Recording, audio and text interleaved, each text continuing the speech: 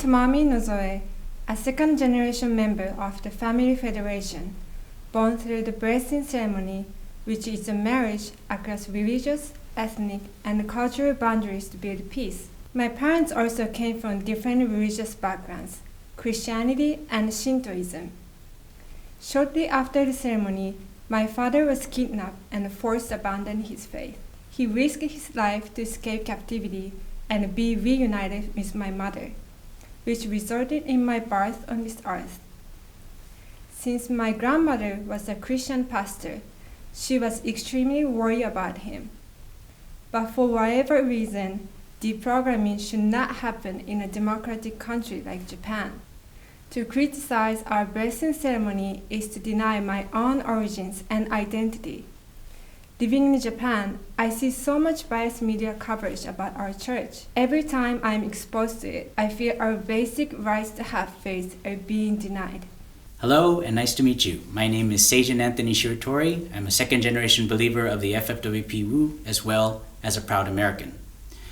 After the assassination of former Prime Minister Shinzo Abe, life changed drastically for Japanese members of the FFWPU, formerly known as the Unification Church.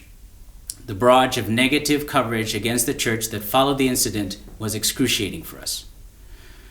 I've been disappointed by the mainstream media, who many times would be willing to broadcast and spread content against my church, while hardly letting the voices of Family Federation members get out to the public. I'm alarmed how multiple media outlets have been featuring a nasty anti-cult activist, Mr. Eito Suzuki. This man has described members of the Family Federation as mentally deranged lunatics, as well as cockroaches in their breeding season. I feel that the media featuring hateful people like him will foster hatred rather than understanding towards religious minorities. Even when current members of the FFWP were covered in the news, many cases, their words were broadcasted along with negative comments by apostates and so-called anti-cult activists. I've seen this style of reporting when the Kyodo News interviewed Mr. Tomihiro Tanaka, who is the Japanese president of our church, and when Yomiuri TV broadcasted the words of a number of second-generation members. I could see how the mainstream media has been more of a political activist pushing a narrative which suits their interests rather than striving to inform the Japanese people of the truth. I understand that asking the media to be completely neutral is unrealistic. However, I strongly request that they work harder to show their audience the full picture of reality than only a partial one. Thank you. My name is Aika Callahan, a second-generation member of Family Federation for World Peace and Unification, formerly known as the Unification Church. I'm involved with the youth group at one of the churches here in Japan. Throughout the year, we hold activities for the middle school and high school students for our community, and some students even attend church service every week. At the time of the assassination of former Prime Minister Shinzo Abe, some students shared with me their experiences at school and home. Teachers would tell their classrooms to be cautious of the Unification Church, of getting brainwashed by their followers. Watching the news became a source of stress because of the negative and sometimes false portrayal of the community that they grew up in. Many of the students in my youth group grew anxiety from being unable to share freely about themselves, for fear that once they do expose their ties with the Unification Church, they would be outcasted. Other students stopped coming to church and activities because they believed the media. We don't force our doctrines to our members.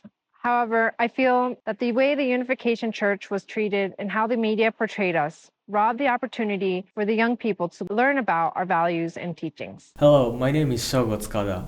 I'm a second-generation member born into an international family with a Russian mother and a Japanese father.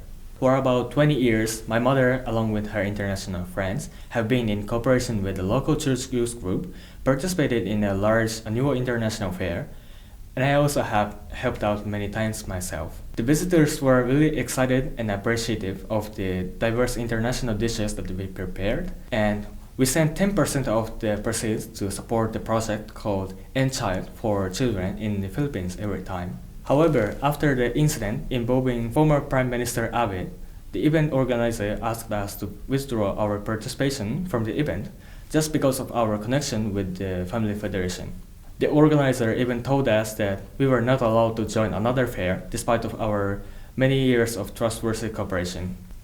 As a result, our youth members were emotionally hurt and struggled to believe that public officials who are meant to serve the public and promote opportunities for everyone's growth were actually doing the opposite. They were selective and even deprived us of opportunities based on prejudice.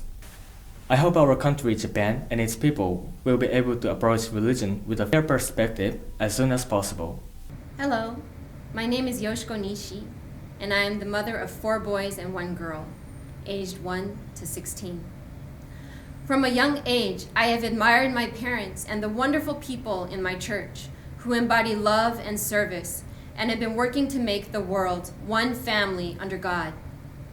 I want my children to grow up in this nurturing community. However, the Japanese government is tearing my world apart. We have become targets, scapegoats, facing persecution for crimes we have nothing to do with.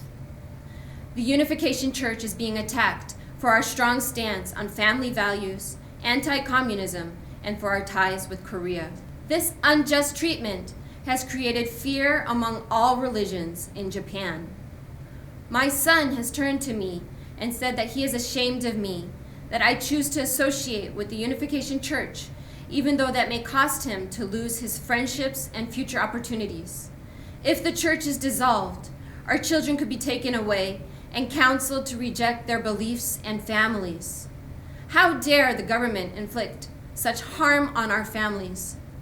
I ask the international community of faith to pressure Japan to recognize their wrongdoings in attacking our religion and apologize for the fear and harm inflicted on our families. Together, let us stand for religious freedom and the right to raise our children with faith. Thank you.